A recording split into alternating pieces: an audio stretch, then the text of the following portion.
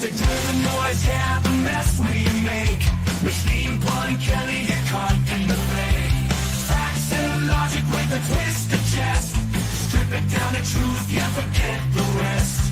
Humor blows the lies right out of the park. Look beyond the shadows that set the dark. Sparks of laughter fire up the night, bringing clarity where they blur the fight. Cut through the chaos, yeah, the tangled lies. Fun Kelly with a set of clear eyes. Truths and jokes gonna rock this show. Step into light where the real facts flow.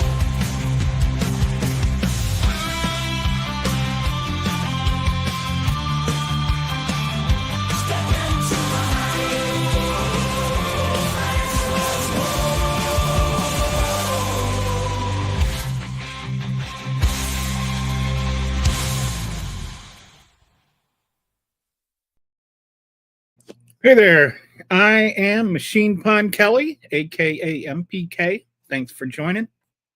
Got a new little feature established I'm putting on here starting today. We're going to see how this goes, where all the comments will appear in real time from wherever you're watching.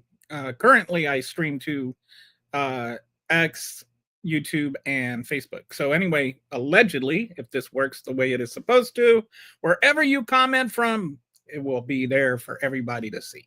So feel free. Today, I want to talk about a couple of things. I want to talk about the shutdown, and I want to talk about the, like the political violence rhetoric that's been coming out. But before I get into that, I just want to talk about like this really briefly on all these prosecutions, and just something I keep hearing the commentators say is that, like malicious prosecution is really hard to prove and, rarely works. And I just cannot think if it has ever applied to any case at all, it should apply here. Like, I don't get why they're qualifying this. It's so obviously malicious prosecution. Like if you haven't heard Letitia James, her case, apparently the prosecutor, the previous prosecutor is saying that it would have made a difference of, like, first of all, whether she's, like guilty or not is highly questionable. But even if she is guilty, she saved $15 a month. So I don't know. I don't think that warrants a literal federal prosecution. It's like we don't have to make a federal case about it. Like, no, we actually, in this case, they are literally making a federal case out of it, out of $15 a month, and on very specious charges anyway. So, that's just, as ridiculousness goes, this is peak ridiculousness. But I do have some more charts for you today, and I do have some more substance that I wanted to talk about. I think, like one of the reasons when I started doing this show is I want to get into details. I think that we too often gloss over things and just reduce them down to talking points, and I got tired of that. And some things are just not easy to digest in a 3-minute segment on the news. So one of the things I wanted to talk about is the shutdown. So I'm going to share with you my screen, and I'm going to share this little dashboard. Whoops, did I share the wrong one? Okay, that's the other one. So hang on. Okay. Let me try this again. Once again, I am just highly professional here. Okay, so let's talk about the shutdown. So whose fault is it? What is it actually over? What is the results? So we're going to go into all of these details, and I'll read through some of the key quotes from different people with you, and we'll just dive into this and really understand what's going on. The federal government shut down on October 1st, 2025, and has remained closed for over 3 weeks. It is now the second longest shutdown in U.S. history, and the longest shutdown in U.S. history also came under Trump. So Trump is very good at shutting down the government. At the center of the dispute, enhanced ACA premium subsidies that help 24 million Americans afford health insurance. What the Democrats want is they just want to extend the subsidies now, reverse the Medicaid cuts, and protect open enrollment on November 1st. What Republicans want is what they call a clean funding bill first, and then to negotiate subsidies later. Some want subsidies to expire. And this is really at the heart of it, is they're saying, the Republicans are saying, oh, well, we can just negotiate that later. We can negotiate the ACA subsidies later. And, we can kick the ball down to November 21st. And it's like, if you're not going to negotiate, so the Democrats are, if you're not going to negotiate now, why should we take your word for it that you're going to negotiate on November 21st? The other thing is that on November 1st, that's when the insurance companies send out their premiums for 2021, or for 2026. And those go out November 1st. So if you don't know what the premiums are going to be for until November 21st, it makes it really hard to do that. And they'll probably end up just having to send out the ones that assume there are no subsidies. And that's going to turn a lot of people away, because the rates are supposed to go up like 114%. So while all of this is going on, and we'll get into what the Republicans are saying and all that in a bit. But while all of this is going on, there's 500,000 federal workers missing paychecks. And the average premium increase for people that are on the ACA is going to be 114%. There are 24 million people currently on the ACA, and 78% of Americans actually support extension.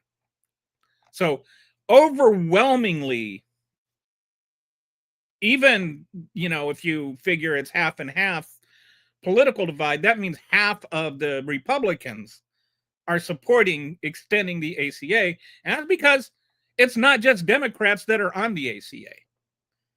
There are some Republicans that probably are on the ACA and they don't know it.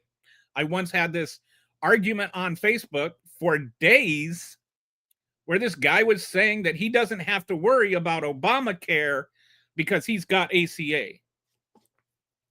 I mean, the Republicans have done such a magnificent job of distorting reality to their entire population that they have no idea what things actually mean anymore. So let's dive into first let's go to what each side actually wants and what they say the other side wants and blah, blah, blah. So what the Democrats' position is, they want to extend the ACA subsidies. I think that's pretty clear. They want to reverse Medicaids from the One Big Beautiful Bill. They want action before the November 1st open enrollment, because what happens if you wait until after November 1st and you still extend the ACA? You're going to have a lot of people that aren't going to know about it, that aren't going to hear about it. You're going to have people lose their health insurance just out of frustration. There's going to be people that open up their estimated cost and are going to go into like a special kind of sticker shock. Because when I say 114%, I mean it's an increase of 114%. I don't mean it's 114% compared to what it is now. So it's not like the difference between $100 and $114. It's the difference between $100 and $214. So that's a lot of money. And that, who's paying $100? Like nobody. And I would, like one other thing I want to clarify here is why the ACA exists is back before the ACA,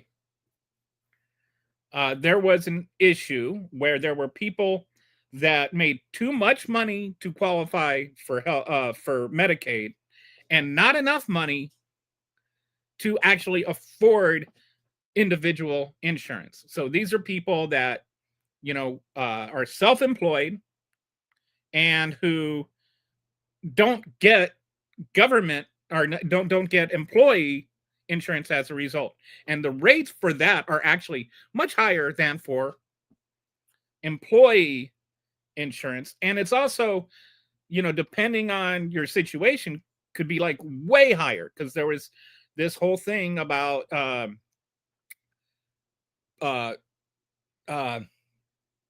prior condition, pre-existing conditions. That's the word I'm looking for. So if you had a pre-existing condition, then you could either pay a lot more for your insurance or just not even get it at all. And it's like the more extreme the pre-existing condition was, the higher chance that you weren't going to be able to afford it or get it at all were. And like, just for an example, these aren't like always extreme pre-existing conditions. I had in 2005 like a couple of months where I was just depressed for some reason. So I went and I got counseling, and they gave me an antidepressant that I was on for 2 months. My whole life I've been on antidepressants for 2 months. But because I had been on antidepressants for 2 months, my insurance skyrocketed. I was self-employed. I was a minister. And my insurance went up like $500 a month in 2005. Like, that's like $1,000 now, or I don't know what it is. So whatever, you can do the math or check on Google, whatever that is. I don't know how, what it's comparable to, but in 2005, $500 was a lot more than it is now. And when you're with employee-based insurance, then that kind of all just gets thrown together. Everybody gets thrown together into one big, beautiful pool. And so you end up paying less per person. And that doesn't happen with individual insurance. And so what the ACA did is pull everybody together like they're their own little employment pool. And so then that lowers the cost of ACA or of health insurance for people that are self-employed. And because of that, it lowers the cost, and then there's still people that are not going to quite have enough money to afford it. And so what that does is it has this assistance for people that make too much money to qualify for Medicaid, but not enough money to afford it themselves. And based on how much you make relative to the poverty level, you get a staggered assistance. And that staggered assistance is what's at stake right now. So without that staggered assistance, people that are getting it suddenly are not going to be able to afford insurance anymore. Like, they can afford a certain amount of money, but they can't afford the full amount of money. That's the whole point of ACA, is to fill that gap. So what the Democrats want to do is they want to extend these subsidies. The Republicans have always hated ACA. I don't even know why they hate it so much, other than Obama, wanted it. It's just out of spite. And even now, like I was saying, it's like 70, what was it? What was it? 78% approval rating. And, they still don't want it. And that's because a big chunk of that 78% are the people that are on ACA are Republicans. I think it's like 55% of the people that are getting ACA are Republican, are in Republican states anyway. So that's what the Democrats want. They want to have this ACA extended. They want to have the Medicaid's cut from the one big beautiful bill, and they want to restore coverage for lawfully present immigrants, which kind of actually overlaps with this Medicaid cuts to some degree. But what that's about, there's a wait, I think I actually, yeah, I'll get into that in a minute. But what they want to do is they want to restore lawfully present coverage for lawfully present immigrants. And we'll get into that in a minute, what the Republicans are lying about and what the Democrats actually want. So the why are the Democrats wanting this now? Because open enrollment starts on November 1st, and that could affect what premiums people are seeing and whether or not they extend.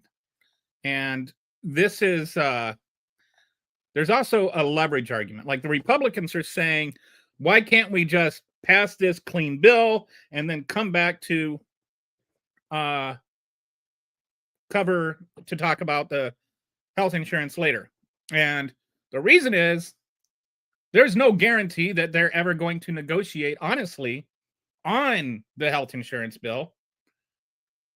While the rates won't go into effect until January 1st, it's still going to like completely wreck everything by waiting. It's not like you can just on a dime, you know, like on December 31st, you can't just say, oh, it's open enrollment until tomorrow. So people are going to lose coverage. And so anyway, the Republicans want to pass a clean funding bill, which is a real, like the word clean is really, to me, what they want to do is they just want to have their way. Let's just extend the bill and not discuss things. Negotiate subsidies separately later, which what negotiate means is really specious. And even if it's a standalone bill that finally gets passed, Donald Trump can still veto it. And you know how much he loves the ACA. So it's like the only way the Democrats are actually going to get something through is to negotiate this now. And you can say, well, why don't they just at December or on November 21st? Because we're just asking for an extension to November 21st. Well, if the Republicans aren't going to negotiate now, why should the Democrats going to believe they're going to negotiate on December 21st? And they're saying that there has to be dramatic changes to the ACA if extensions happen, but they won't say what those changes are. They're just, you know, it's like Donald Trump's healthcare plan has always been 2 weeks away. It's always, they never offer. There has not been a single alternative to the ACA ever offered by any Republican. All it is just, oh, we'll come up with something. Well, okay, come back and negotiate when you have something to negotiate. But right now, your negotiation is millions of people are going to lose their health care. That's not a negotiation.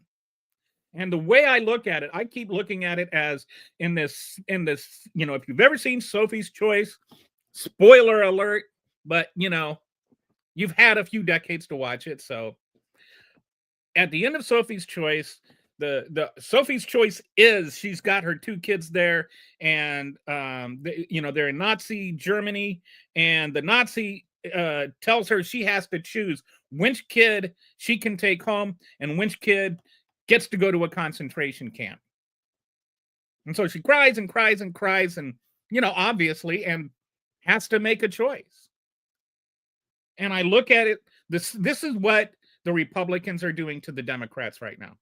The Republicans are the Nazis, the Democrats are Sophie, and the children are either health care for millions of Americans or jobs for thousands of federal workers, paychecks for the military, and SNAP benefits for the poor. All right, you can't blame Sophie for making the choice. You blame the Nazis for forcing her to make one. And in this analogy, the Republicans are 100% the Nazis. They're the ones forcing the choice. They're the ones refusing to negotiate.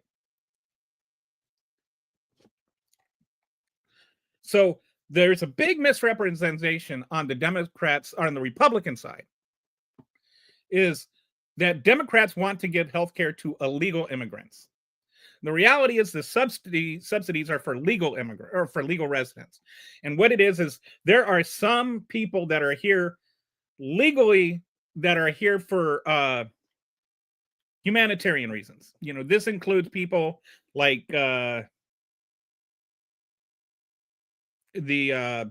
refugees, asylum seekers, asylees, people like that they are here legally with the permission of the government, and they are working.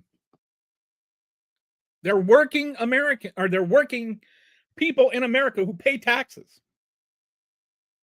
They're not freeloading illegal immigrants who are stealing your jobs or whatever. But that's what the Republicans are trying to frame it as.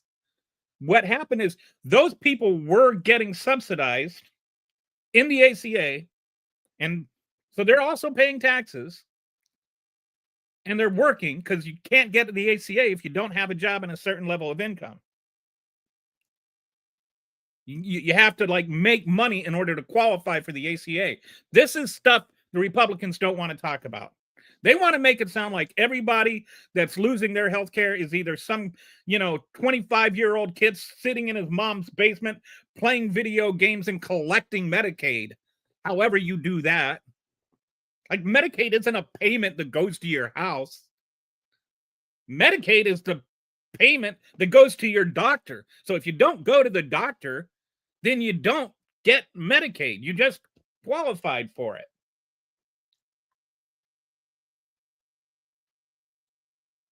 And if you're not working, you can't get the ACA. That's the Republican lying framing of it, is that illegal immigrants are getting ACA or legal immigrants are getting Medicaid. Neither of those things is remotely true. And there is some confusion over, like the whole, whether so there's Reagan signed into law that if anybody shows up in an emergency room and needs life-saving care, you have to provide that care. You can't turn people away because they don't have insurance. And the reason that law was passed is people were literally dying because they were turned away because they didn't have insurance. And so now you can't do that legally. Now, in some states where they've expanded Medicaid, the federal government reimburses 90% of that money to the hospital that it costs to, take care of them. And in some states where they haven't expanded Medicaid, the federal government only expands like 40%, reimburses like 40%. The thing is, it's either 40% or 50%. I can't remember if the difference is 50% or the difference is 40%. But anyway, let's say it's 50%. So that money that goes to reimbursing all people, not just illegal immigrants, but all people who don't have insurance and receive medical care to save their life, or that all of that comprises like 0.4% of all funding for Medicaid. So that is not even a drop in the bucket compared to how much they're slashing it by. But Republicans want to just blame everything on, like illegal immigrants. And so, and they just, feed that like, they're filling the pig's trough for the maggots to come and devour. So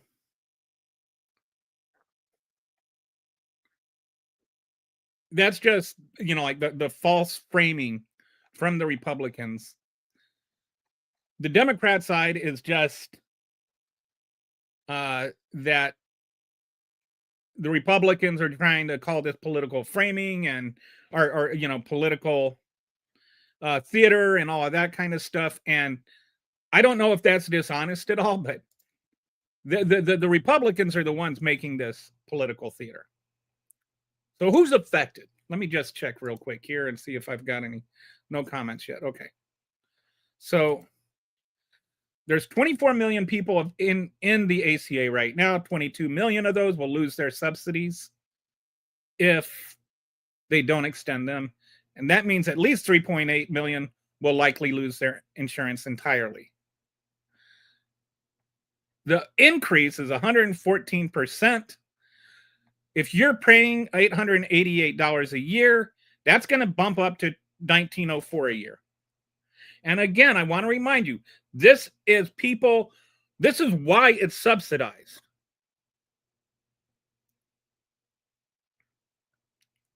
Because people can't afford $1,900.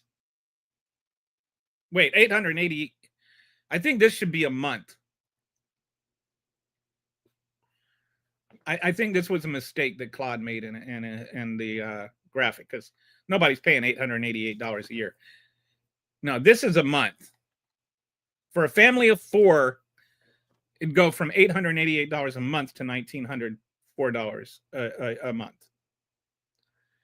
And right now there's 500,000 federal workers. So this is the one kid. This is the other kid. Democrats are Sophie and Republicans are the Nazis, forcing them to choose between people losing their health care and federal workers losing their paychecks. Okay, yeah, so this is more accurate. So if you're a 60-year-old couple making $85,000 a year, your premiums would be $22,000 a year, about a quarter of your paycheck, actually more than a quarter of your paycheck. If you're a family of four with $44,500 income, you're currently paying $0 a month. You would have them be paying $134 a month. If you're a family of four, you don't have an extra $134 a month. If you're a family of four making $45K, you do not have $134 extra dollars a month just floating around. If you're an individual with $28,000 of income, you currently pay about 1% of your income, and that would go up to 6% of your income. You don't have extra money if you're making $28,000 a year. That's like $2,000 a month after taxes. Not even that. And you're probably barely even paying rent. You probably have to have a roommate. Like, that's nothing. So this is really a massive difference for these people that are on ACA. By the way, I'm one of them. And I don't know how I'm going to have insurance if I lose it. All right, so let's look at the timeline. So on October 1st, the government was shut down. And now on October 15th, open enrollment already started in Idaho. Then on November 1st, this is why November 1st is such a critical date. 24 million people will see their 2026 premiums. If subsidies aren't extended, they'll see massive increases and may not return. That's massive. Like 114% is a lot of money. And so the next funding deadline is November 21st. So the Republicans are saying, why can't we just kick this can down the road? And the Democrats are saying, if you kick the can down the road now, what makes us believe you're not going to kick it again? And the other part of that is insurance companies have they can't just change things on a dime. No pun intended. They have, and from what I understand, they have a plan for if it's subsidized and a plan for if it's not. But there's these negotiations with massive changes that the Republicans are talking about and they don't say what those changes are. So it's hard for the insurance companies to know how to plan for what will eventually happen. And what that means is you might have 30 days, you might have less before the subsidies expire and everybody starts losing their insurance. And then January 1st, higher premiums take effect. So right now, what the insurance companies are doing, they're just saying, we're just going to go with the higher premiums and see what happens. And then so people are going to open up their emails, say, yep, nope, no more insurance for me. And then you're like, okay, well, I'm not on the ACA. Why does that bother me? Well, for one, if you're not on the ACA and you're getting employee insurance, don't think that when people get sick and don't have insurance, they're still not going to go to the emergency room, that they're still not going to get health care. They're just not going to be able to pay for it. So who is going to pay for it? People with insurance. And what's that going to mean? That's going to mean that your insurance rates go up for your employer. And what that's going to mean is that when your insurance rates go up for your employer, kiss your Christmas bonus goodbye, kiss your pay raises goodbye. It's going to affect you on the back end one way or another. It doesn't matter if you're on ACA.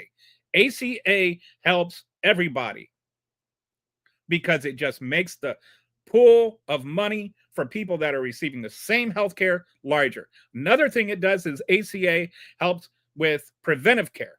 So, if I have health care, if I have insurance, I have, my blood pressure medicine covered. And if I don't, that means I can't even afford the doctor to prescribe the blood pressure medicine. And the blood pressure medicine is like astronomically expensive because my insurance is paying for part of that. That means my chances of getting a stroke or having a heart attack go higher, which means my chances of going to an emergency room go up, which means that I'm going to have that happen, and then I'm not going to be able to pay for my visit, which means you are. So it doesn't matter whether or not you have ACA, you are still affected by this. So now there's this leverage question. And this is, I think the Republicans want to frame this as, well, just pass the clean bill and let's talk about it later. So why won't the Democrats do that? What's preventing Republicans from negotiating now? Let's just think about that. Why not? Why can't you negotiate now? Trump negotiated for 1 hour with the Democrats, and that was apparently not even a negotiation. House Republicans have been in recess for weeks, since before the shutdown even started. The Senate's sending members home for 4 days. They could be negotiating right now. There is nothing at all that says Republicans can't negotiate. What's happening is the Republicans won't negotiate. And so then what the Democrats are saying is, well, if you're not going to negotiate now, why would you why should we believe you're going to negotiate later? So the Republicans are saying there's still plenty of time until December 31st. There's not, because December 31st is the deadline for when the subsidies end. That is not like, oh, if we do it on midnight of December 31st, that does not give the insurance companies time to react to that. And they say negotiations will take weeks. Then why do we want to delay weeks to start them? If it's going to take weeks, start having them now. We'll discuss it after reopening. Why should we believe you?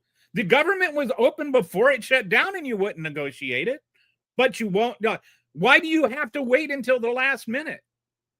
Why can't you do it now? We want a clean CR first. No, what you want is the Democrats to lose all of their leverage.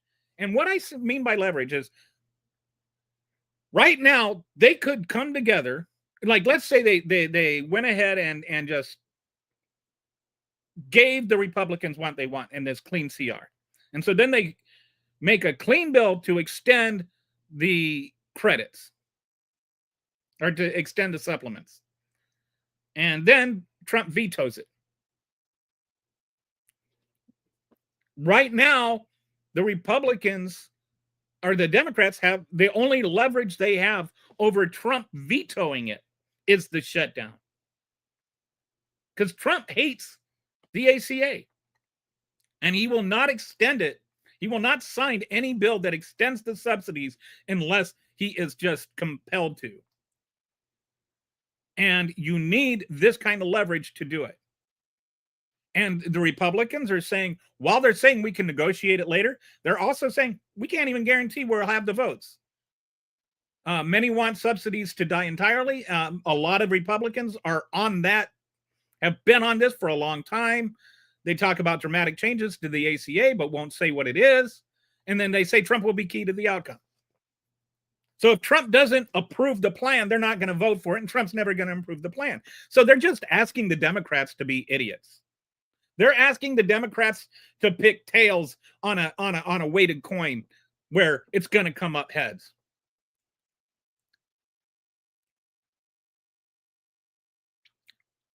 So the Democrats' concerns are broken trust. Trump already froze billions in congressionally appropriated spending. If you trust that, if you trust what they say, I've got a bridge to sell you, Representative DeLorean. No leverage later. Republicans control the White House, House and Senate, and the Supreme Court. Once Dems reopen government, they have no bargaining power. November 1st matters. Even if subsidies are extended in December, the damage is done if consumers see high premiums in November, and no guarantee of outcome. So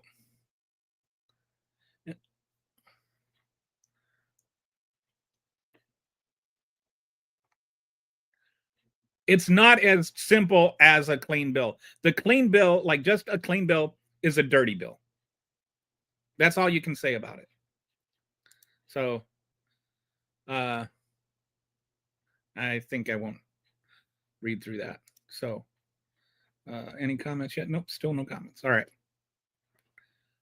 So now let's go ahead and take a look at the other half of this that I wanted to talk about today, which is this whole political violence thing. And you've got Stephen the Vamp Miller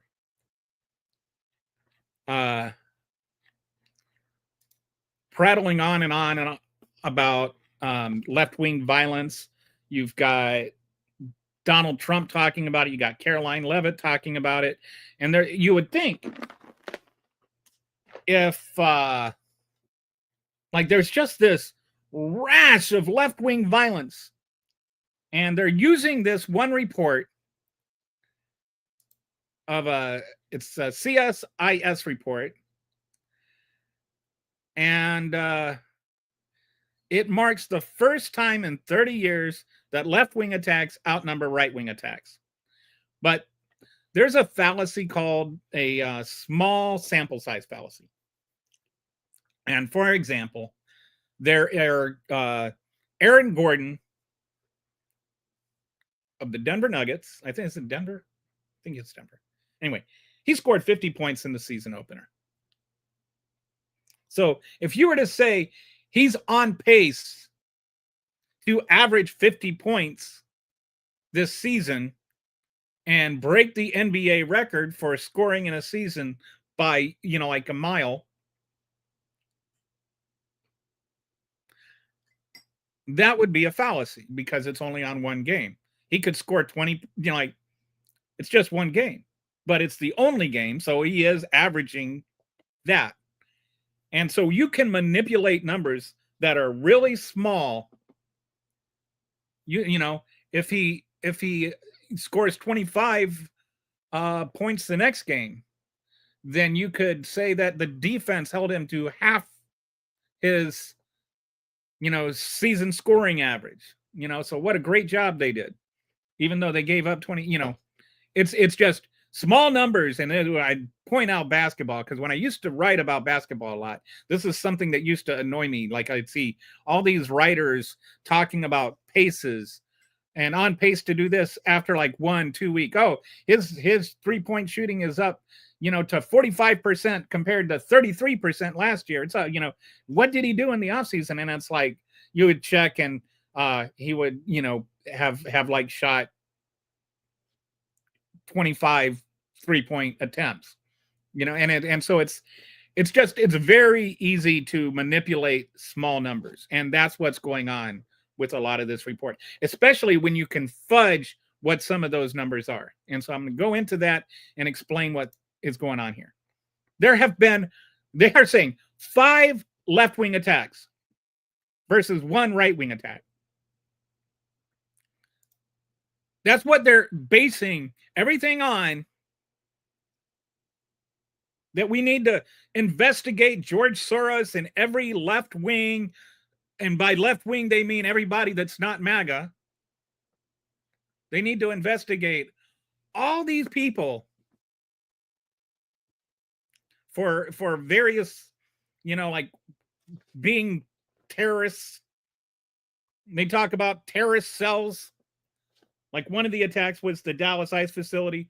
And, and they used the word cell as though they were some smaller part of a larger planning operation. But a cell of what? What kind of cell? And, they didn't kill anybody. To be real, they did try to kill somebody, and somebody did get shot. And so I'm not trying to justify that attack or calling it not a terrorist attack. I'm saying it's an isolated incident. It's not a pattern. It's not, emblematic of, like George Soros didn't fund it. It has nothing to do with the No Kings movement. It has nothing to do with the Democratic Party. They weren't radicalized by George Soros. They were people that took an extreme position based on Trump's anti-immigration policies and his mass deportation policies. And so they reacted to that. If anybody radicalized them, it was Stephen Miller and Donald Trump. I think that's one thing that people kind of lose sight of, is maybe sometimes the people that radicalized some of these groups are the ones who are radical themselves. You've got these, fat, what was the word? Athletic allergy, I think was one of that some of these some of these ICE agents are just have an athletic allergy. And that was like used by some of the people that were doing the training or something. Like, you can take the seal out of the gravy, but you can't take the gravy out of the seal. Like, once you are so just dumpy and fat and lumpy, you're not going to become like this pristine fighting figure overnight. But, he's sitting there, you got Pete Kegsbreath sitting there yelling at all the, senior military officials, saying, "Oh, we've got people running around being fat." Yeah, you've got people that look like they ate other people joining ICE and getting paid $50,000 a year. Can't run a 50-yard dash. Can't even jog a 50-yard dash. And getting, outrun by, kids and old ladies and whatnot. Some of these guys have to special order their belts. Like, you're talking, like, some of these people do not look like they should be doing anything at all physical. So anyway, I digress. Some of the reaction is a reaction to an extremist action. And that is a lot of what is going on with the whole ICE thing. And they embellish numbers, and they lie, and they obfuscate, and they use statistics to say things that aren't true. So this CSIS report is technically, it's done by an independent, nonpartisan group that has been doing this kind of stuff for years, but they have a nonprofit status, and they also have government funding, and it counts for about 25% of their funding. So their ability to stay open depends on the president wanting them to stay open, especially this one. This one is saying things that he's already got a history and a present. Shouldn't even just say history. Right now, he's like trying to go after any nonprofit group that doesn't abide by MAGAism. So, excuse me if I'm not like just going to accept that the CSIS report isn't, the messenger talking to the king. So anyway, they say there's 5 left-wing attacks and 1 right-wing attack this year. The 5 left-wing attacks have not resulted in any deaths, and the 2 right-wing attacks have resulted in 2 deaths. The left-wing attacks include things, I think, like the Tesla firings, and they don't include the Charlie Kirk attack, even though that's the one that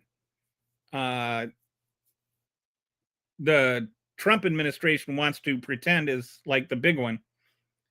And they don't include the right-wing attacks. Includes the guy that shot the representative in Minnesota, the two Democrats in Minnesota. But it doesn't include the attack on Josh Shapiro. So you can argue that at least one attack is missing here. And I think it's also important that there is no deaths here. These are mostly attacks on property, not on people. It does include the shooting, the attack on the ICE facility in Dallas, where like they did try to kill people. But I'm not identifying with that attack. I'm not trying to defend all the left-wing attacks or bombing the Tesla things. I'm saying that these are independent people and groups that are acting on their own, and they're not funded by the Democratic parties, and that all 7 million people that are involved in the opposition to Donald Trump necessarily agree with all 5 of these left-wing attacks or the Charlie Kirk murder.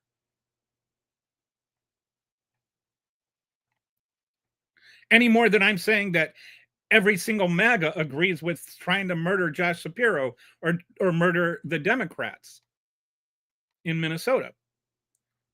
Like, let's stop trying to universalize every left-wing or right-wing attack as being emblematic of everybody in that movement or everybody that disagrees with you, because that does not help us at all. All right. So what we have, if you look at going back further than a year, because like I said, there's a small sample size bias here. And especially when you see this is the first time in like years since 2016 or whatever it was, where, oh wait, I think we'll see that here. Attacks over time. This is going back to 2016. These are left-wing attacks and these are right-wing attacks. All right. And so right-wing attacks have historically, for the last 30 years, been more prevalent than left-wing attacks. And so now you've got this one, instant where halfway through the year, depending on how you count them, there might be more left-wing attacks than right-wing attacks. And you're talking about 5 versus 1. So this is not the major issue. There was one in 2021 that, I think involved like 2,000 people storming the Capitol building. I think that one was more serious than somebody setting a car on fire. And so what happened in 2021 is when Joe Biden took office, the FBI actually ramped up, like if you go, let's look at this. Right-wing violence went up under Trump and then down under Biden. This is just why did it go down? Probably because a lot of the leaders in right-wing movements were involved on the attack on January 6th. And they were, like the kingpins were in jail. And now, as soon as they get out, you got one of them that's making threats to Hakeem Jeffries. You got another one that tried to kill Josh Shapiro. So let's back off the rhetoric that there's this huge, they're like, oh, it's up 80% more, 80% of the, attacks are left wing or whatever, or they're up. What do they say? They're up 80%. So what does that mean? They went up from, so they're up 100%. They're up from 3, or they're up 40% or whatever it is. They went from 67%. They went from 3 to 5. That's what I mean when I say you can manipulate numbers and percentages and stuff like that to make things seem drastic when they're not drastic. It's just a manipulation of data and percentages, especially with percentages. You can really, like misrepresent things by using actual numbers, but using them dishonestly. So let's look at the funding claims. So the Trump administration is talking about, so Stephen Miller says there's an organized campaign of radical left terrorism. The fact is, the FBI has found no organizational connections in the Kirk case or other instances. There's no left-wing group that they can say is funding it. Like, they can claim it's funding it, but they can't confirm anything. It's just called lying. You know what? Stephen Miller is a liar. By the way, here's my Stephen Miller. Well, I've got a lot of Stephen Miller jokes. What's the first thing Stephen Miller does when he wakes up in the morning? Pushes open the lid. Okay, so structured, sophisticated, well-funded, and well-planned is Stephen Miller is acting like there is this, like mastermind behind it all. There's an Osama bin Laden of the left that's, doing all of this stuff. And it's like somebody threw a Molotov cocktail at a Tesla that was parked. There's no plan. None of this is true. George Soros funding violence. Trump and Vance have both said that. Open Society Foundations denies allegations, calls them politically motivated attacks, and they're also anti-Semitic attacks. Blaming the Jews. Where have we heard that before? And we're going to get into that in a minute. Because this is straight from the Reichstag fire playbook. Reid Hoffman funding violence. This is Trump doing, I hear names. Maybe I hear about a guy named Reid Hoffman. It's like, that's not evidence. Like, oh, you just made something up and said you heard about it, so you don't have to actually claim responsibility for what you just said. I just heard that. That's his favorite thing. Well, I hear this, I hear that. Who told you that, Donald? The Ford Foundation is supporting terrorism. This is just a group that donates money to democracy and civil rights work. They're just using this as a broad smear to attack everyone on the left, everybody who funds any kind of opposition. This is fascism. And Antifa, as an organized terror group, it literally saying, if you're against fascism, you're a terrorist. Again, straight from the Nazi playbook. And I'm not using that hyperbolically. And I'll get into it in a second. So George Soros, we all know who he is. Reid Hoffman is the co-founder and Democratic donor, or he's the LinkedIn co-founder and a Democratic donor. He funded E. Jean Carroll's lawsuit against Trump. So I think we know why Trump is worried about Reid Hoffman. The Ford Foundation is one of the nation's largest philanthropists, funds social justice incentives. Southern Poverty Law Center is a civil rights organization that reported on Kirk's disparaging comments. And Antifa is a decentralized anti-fascist movement with no leadership, membership, or organization. So these are the people that they're saying is involved in all of this. And there's nothing, any FBI, and the FBI has actually tried to find stuff. We're not talking about some liberal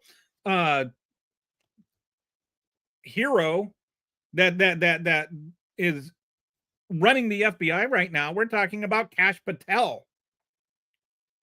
So they're like trying to find evidence that the liberals are funding some massive terrorist operation, and they can't find it because it doesn't exist.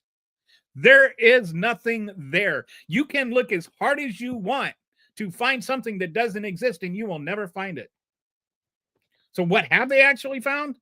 The CIS analysis: unlike foreign terrorist organizations with centralized leadership and funding, left-wing terrorists operate as loosely affiliated networks or lone individuals. And that's what they found.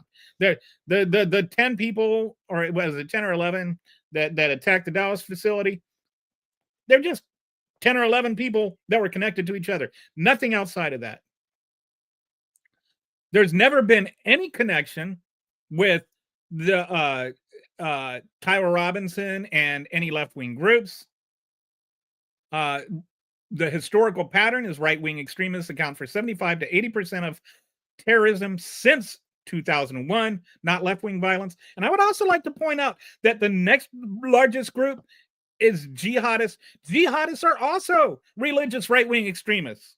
They're just a different religion. Same Kool-Aid, different flavor. Legal experts proving any foundation-funded violence would be very hard.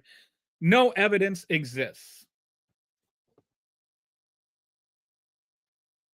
So the administration designated Antifa, which is not an organization, as a domestic terrorist organization. It's almost like just saying Antifa is a terrorist organization makes Antifa suddenly become an organization. They ordered DOJ to investigate open society foundations for material support of terrorism, which is apparently funding anybody, any democratic cause. And we're going to get into this in a minute, because if you follow me on Blue Sky or Twitter, I talk a lot about the Reichstag fire. This is why. This is the Reichstag fire playbook. They directed the IRS to revoke tax-exempt status of suspected groups, which is why I point out CSIS has a tax-exempt status. They created all of government effort to dismantle left-wing terrorism. And, the problem with this is when you start chasing these phantom terrorist groups and you're devoting all of the federal government's attention to doing this, the real people, the real terrorists, aren't getting monitored. Like nothing. You're so busy trying to find something that doesn't exist, you're ignoring what does exist. There's been a joint FBI Joint Terrorism Task Force deployed to investigate progressive nonprofits, and they've threatened, this was my favorite, they threatened RICO charges against philanthropies and donors. Like, they're just trying to make it illegal to disagree with Donald Trump.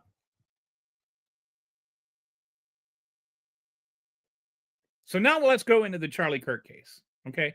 So Charlie Kirk was shot and killed at Utah Valley University during outdoor campus events, a single bullet to the neck from the rooftop position 120 meters away. I know there's some questions about Tyler Robinson people have. I'm not going to go into that, because let's just say that it is Tyler Robinson and just follow that thread to its end. Family member contacts authority after Robinson confessed or implied involvement. The father recognized him from FBI photos. And involved in the middle of that is his transgender girlfriend that also contacted the FBI to say, I know who that is. But so that happened, and then Tyler Robinson went to his dad, told him what happened. His dad talked him into turning himself in. So then so he surrendered, and he had this little Discord chat with his friends when some people believe and some people don't. And there was like this, he wrote a confession and then burned it for some reason. I don't know why you would write a confession and then burn it, but then they did like one of those pencil engravings on the sheet behind it, and basically they were able to determine from that there is a confession, but there's nothing alleging motive. Like, he has not said why he did it. Everything is inferred. And there's, one group of people that want that feels like, well, he was trying to shoot his trans, it's over the transgender comments, and he was this mega left wing, or he was this left wing guy that was just trying to defend, transgender rights and or whatever. And then, he got corrupted. He was brought up a good MAGA boy that got corrupted when he got hoodwinked by this transgender woman, and and she, like turned him into this radical, or I don't know what their, weirdo talking points are. There's also this other thing where, like, he apparently listened to Nick Fuentes, and Nick Fuentes likes trans women because he's so straight, he's gay, or I don't know, all of that stuff. I do know that the bullet etchings have to do with a gaming culture and with Nick Fuentes, and not necessarily, like, I think that, like, they can be spun ironically. And so there's there's a word for these kind of weirdos. I can't remember what it is. Anyway, hi Kitty. Can't think of it. Anyway, so some people think he could have just gone even further to the right. His mom said that he started to have, like these, he started to turn liberal or something because of this trans girlfriend. But you can have a trans girlfriend or be trans and still be a MAGA. Like, just ask Caitlyn Jenner. So anyway, a little bit about Tyler Robinson. He's 22. He's from Utah. He was an electrical apprentice.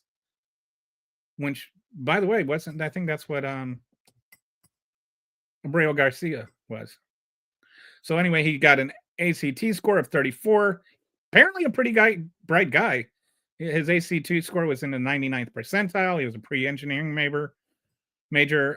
He had a no criminal history. His dad was a registered Republican who posted pro-Trump content.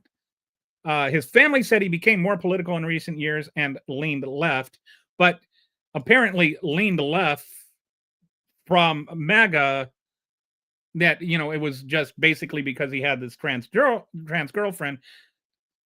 That's takes a grain of salt. So the FBI investigation found no evidence connecting Robinson to any left-wing groups. The Discord investigation said no evidence he planned attack or promoted violence on the platform. Messages suggested lone actor. Yes, it was just me. One investigator stated every indication so far is that this was one guy who did one really bad thing because he found Kirk's ideology personally offensive and bullet casings engraved with anti-fascist messages, but no organizational ties. And I would like to also point out again that those anti-fascist messages were actually more like a gamer thing. And I don't know about all of that stuff, but apparently, there's like this kind of ironic thing with some games, and I don't know about all that culture because, like I don't get into gaming. So physical evidence. So yeah, I'm not, he, like, I'm not getting into the discussion about whether he did it. Because, let's just assume he did. So now let me explain what I mean by a Reichstag fire. If you don't know, the Reichstag fire was in 1933. The Reichstag, the German parliament, burned down. The Nazi government blamed communists and used the incident to justify the Reichstag fire decree, which suspended civil liberties and enabled the arrest of political opponents. Modern historians debate whether the Nazis deliberately set the fire, but it's clear they exploited it to consolidate power. And so it's that latter interpretation that right now that I want to look at.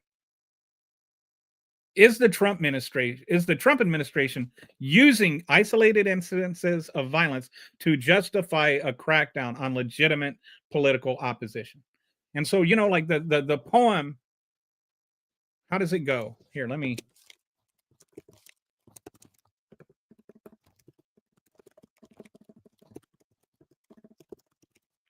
The poem goes, the first state poem. First, they came for the communists, and I did not speak out because I was not a communist. Then they came for the socialists, and I did not speak out because I was not a socialist. Then they came for the trade unionists, and I did not speak out because I was not a trade unionist. Then they came for the Jews, and I did not speak out because I was not a Jew. Then they came for me, and there was no one left to speak. There was no one left to speak out for me. That's the poem. Starts off, first they came for the communists.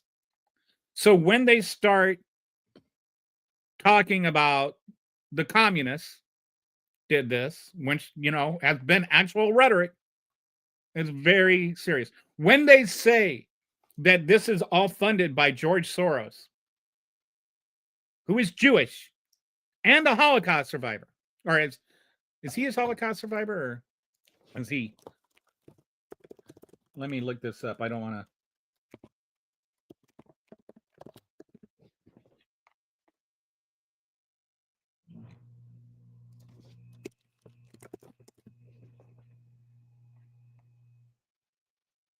He is a Jewish Holocaust survivor.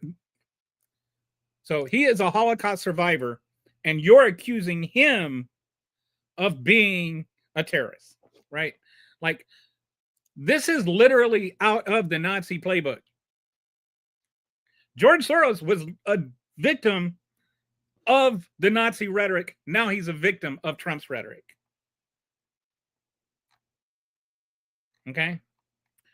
And I've talked about this before, but in case, you know, you haven't listened to every show I've ever done, there is a reason that this is an anti-Semitic slur. And that's because throughout European history, going back 2,000 years, they've blamed Jews for everything. Hitler didn't invent blaming the Jews. What happened is, historically, the Catholic Church made it illegal for Catholics to lend money.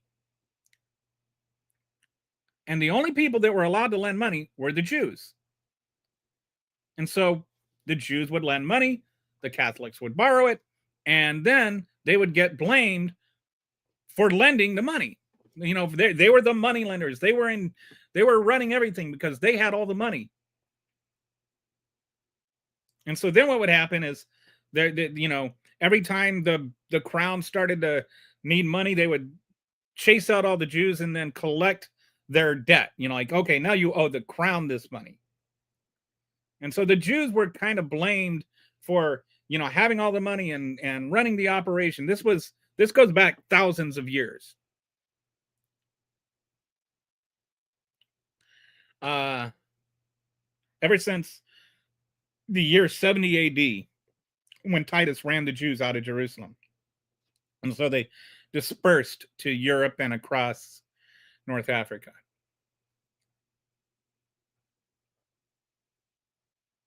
So there's no organizational evidence, despite FBI investigation. Zero evidence found or unorganized of funded networks. They're targeting mainstream institutions.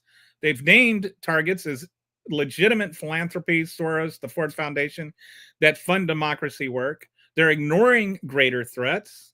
They ignore the threat of right-wing violence, which, by the way, one reason that you might only have one count of right-wing violence is that you're ignoring the right-wing violence. One reason that right-wing violence may have come down under Biden is that he wasn't ignoring right-wing violence. He pardoned his own violent supporters. This notion that they want to make it sound like the 7 million people that marched on October 18th in the No Kings Parade, that was somehow violent, even though there was zero arrest of actual protesters. There was zero violence. They even picked up the trash. There wasn't even trash on the ground. Meanwhile, on January 6th, they beat 150 cops, were injured. And they say, oh, none of them died. One of them did die. He just came back to life. They beat one to death, and he came back to life. But he was dead for like a minute. There's one that lost an eye. Two that were so traumatized they took their own lives within a week.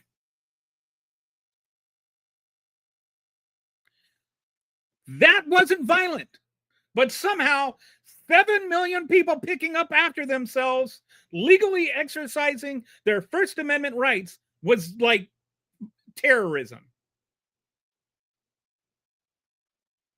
So there's unprecedented federal action. First, all of government domestic terrorism crackdown targets on one side that there hasn't even been any domestic terrorism. There's not even a law against domestic terrorism.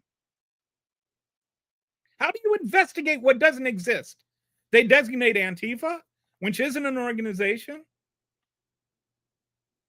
And so if it's not an organization and it's not an aligned organization, you can just say anybody's part of the organization.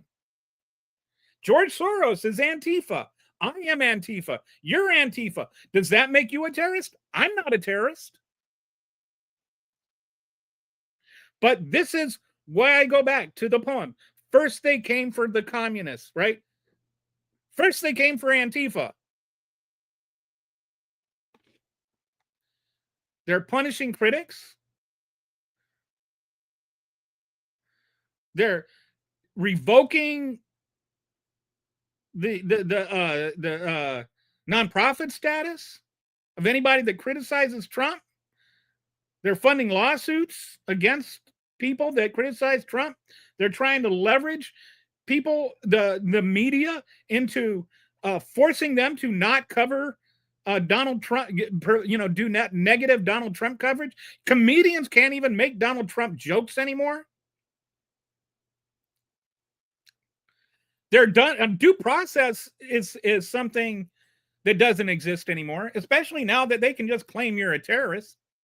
They're already locking up people and sending them to other countries' prisons on the basis that they're, illegal immigrant terrorists, even ones that are here legal, even a citizen. There's 178 citizens that have been locked up and detained on because they're here illegally. How are you here illegally if you're a citizen? This is something that no president has ever done anything close to this. And I get tired of, well, can you imagine if Obama had done that? No, I can't imagine if Obama had done that, because Obama would not do that. Biden would not do that. Nobody has ever done anything close to this other than Donald Trump. He is an authoritarian. He is a fascist. So experts note similarities to these tactics used. Orban government cracked down on NGOs and Soros-funded organizations. That is exactly what Trump is doing. You don't have to,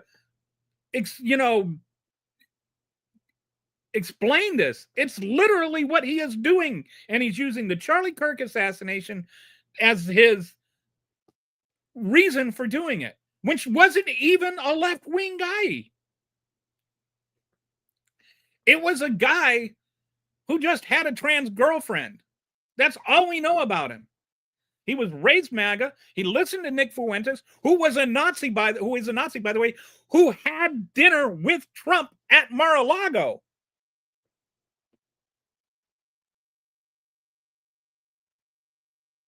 But somehow, it's George Soros's fault. Erdogan used terrorism accusations to jail journalists in opposition. How far away are we from that? I think there's a number of journalists that have been jailed based on their coverage of the ICE and these so-called attacks on ICE. Assaults are up 800%, and then it's like, oh well, he punched me in the fist with his chin. You watch some of these so-called assaults. Oh well, they suck the bullets out of my gun with their face or whatever. Like they're talking about people being assaulted by having their cars rammed by ICE. They assault people and then they accuse the people of assaulting them. So, let's take these comparisons between the Reichstag fire and the current situation. The Reichstag fire started with a single violent incident that was blamed on the communists. The current situation, the series of incidents, including Kirk, like these 5 so-called, left-wing terrorist attacks. They blamed on communist left wings, blamed on radical left groups. In the Reichstag fire, they used it to suspend civil liberties. And in 2025, they're using it to threaten First Amendment rights, like the freedom of speech, like the freedom of press, like the freedom to protest. In the Reichstag fire, they enabled arrest of political opponents, and they're targeting progressive philanthropies and donors. And don't forget that there's also this prosecution of anybody that ever prosecuted Donald Trump. They're prosecuting their political enemies too. No evidence of an organized conspiracy in the Reichstag fire. No evidence of organized funding networks. They consolidated their Nazi power, and they're expanding their executive power over nonprofits. Nobody has exercised as much executive power as Trump did. He's ignored, I want to say 34% of court orders. He threatens Congress every time any Republican in Congress dares criticize him. He threatens them with primarying them. He's just subdued the Republicans in Congress into being his little yes men, his little minions. None of them have the courage, the backbone to stand up to him. He has just become a dictator in virtually every way. Name one thing that can stop him. And if you can't stop him, then he's a dictator. The democratic safeguards are still functioning to a point.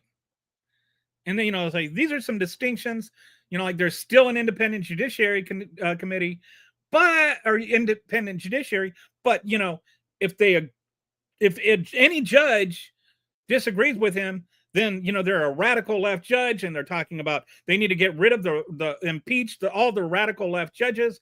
Anybody that disagrees with him is a radical left judge. It's not ever like, what are the merits? Why did the judge say this? No, it's just, we are going to dismiss it out of hand because it's a radical left judge. There's free press reporting on administration actions to a point, and now you can't even report on the Pentagon unless you agree to give the Pentagon story, and only the Pentagon. They literally have to approve every story that comes out. You have civil liberties organizations like the ACLU and Mark Stein that are fighting back. And there's still the constitutional protections of free speech, but he's straining those. Like, I think sometimes we want to get into what can you still do and ignore that he's attacking those things. We just found out that this memo that went out, we need, every state has to come up with a National Guard plan to shut down protests. I'm sorry, riots. But riots, protests. The difference between a riot and a protest to the Republicans is a riot means that there are people that disagree with you, and a protest means there are people that agree with you.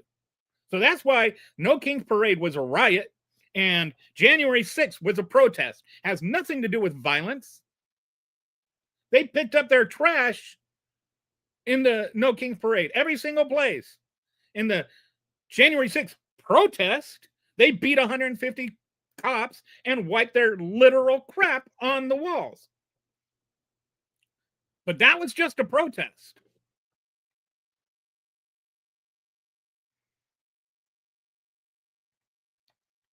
So, who's being targeted?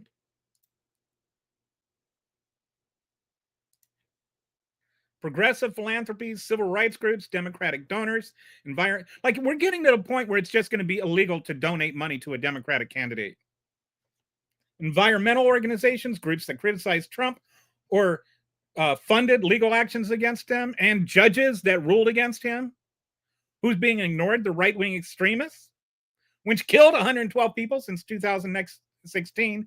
January 6 attackers, which were all pardoned. Militia groups, which, by the way, in the Constitution, when it talks about a militia, it says that those militias have to be, like they're under the purview of Congress and the governor. So this idea of independent militia groups is unconstitutional. The Second Amendment talks about a militia, but that militia is to suppress insurrections, according to Article 1. It is not to protect your right to insurrect. And if it is, then where are you now? If you're there to protect us from government overreach and you've got government overreach, where are you now? The mechanism, they're taking away tax exempt status, RICO investigation. Trump even wanted to have a RICO investigation of people that criticized him in a restaurant. Terrorism designations, when there's not even a law against domestic terrorism, they're doing IRS audits, DOJ investigations. They're indicting people for doing their jobs. They're firing U.S. attorneys for doing their jobs. Their stated justification, ironically, is preventing political violence and terrorism. What they are doing is political violence and terrorism. And it's not just, they indict Adam Schiff or they indict, James Comey. You watch them. Well, if they're indicting U.S. senators and a former FBI and the Attorney General of New York, and they're indicting these people, what right do, how am I going to hold up?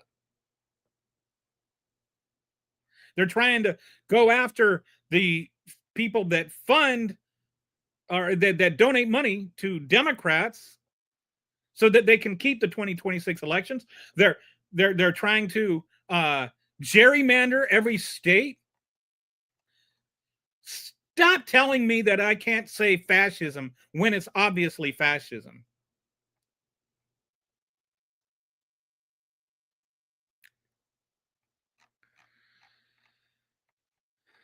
So I think I won't go into that last part.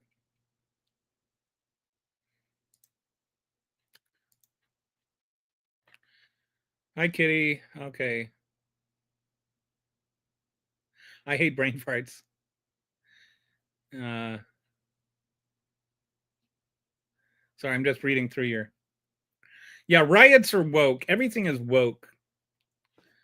All I can say is, if you're not woke, you're asleep. And if you're asleep, you don't know what's going on. So maybe just shut up and learn. Anyway, that's what I had planned for today. The shutdown is, you can either blame Sophie or you can blame the Nazis. That's my take on the shutdown. The Democrats are Sophie, and they're being forced to choose which kid, and so they're choosing the federal workers. That's who gets to go to the concentration camps. But that's not, the Democrats aren't the ones sending them there. The Nazis are the one that made them choose, right? Like, all you have to do is just say, hey, we can have a scenario where neither millions of people lose their health care, nor do we have to have troops not getting paid. Like, both things can be true at the same time. The only ones that are forcing that to become a choice are the Republicans. So, whichever way that tips, it's the Republicans' fault. This is the Republican shutdown. They're the ones that are making the choice. They're the ones that are forcing Sophie to choose. And by forcing Sophie to choose, they're making it a choice. So, and then on the whole left-wing terrorism thing, it's a mirage. And it's a mirage invented to shut down democracy. It's a mirage to stop people from speaking, to stop people from protesting, to stop people from being able to donate to any kind of opposition. It's a fraud. It's a fraud to prevent fair and free elections from happening in 2026 so they don't lose their power. Don't be deceived. Don't think it's anything other than that. It has nothing to do with left-wing terrorism, because left-wing terrorism is not even a real thing. There might be instances where left-wing people performed individual acts of terrorism, but in terms of some sort of unified plot of terrorism, that's not happening. You want to talk about those things? Talk about the Proud Boys. Talk about the 3%ers.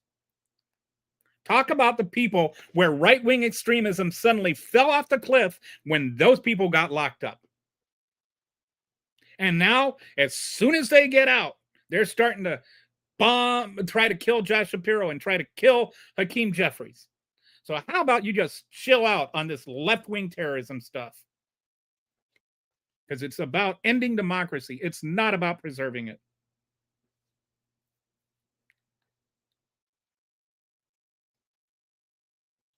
What is this? MJ, apparently the Pentagon is using $130 million from an anonymous Trump friend to pay military family members. Oh, goodness gracious. I don't even know what to say about that. It's just, the silliness just gets sillier. Oh, no, I'm not blaming you. I just, like, I don't know if that's true or not. I don't know. Like, in the moment, I don't even know if it's not a good thing. I'm somehow like not wanting my military beholden to some anonymous billionaire. Oh, I know you were. I was agreeing with you. It's insane. Right. Okay. Like, I every once in a while you get weirdos on the YouTube comments, and you're obviously not one of them, but okay. And then we got RK here. You are so sweet calling it silliness. I call it complete and utter, sorry, monetized.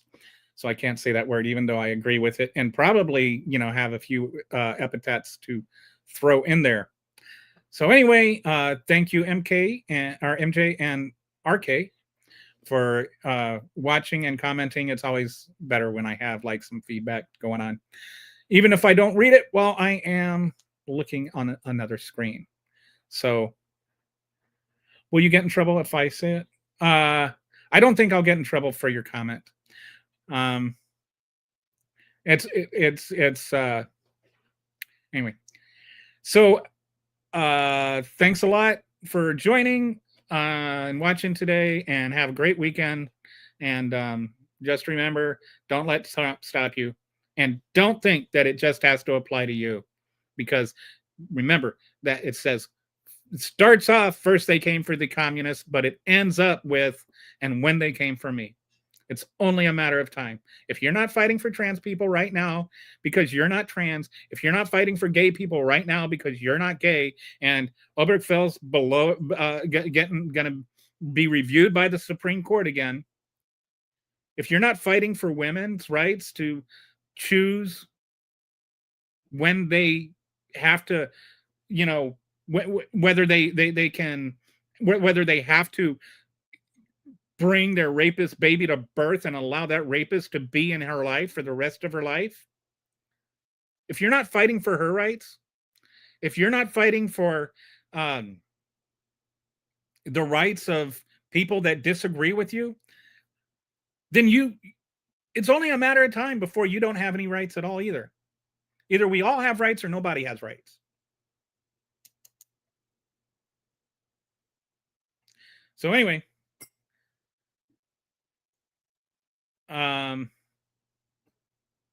appreciate you guys for watching, and I will see you on Monday.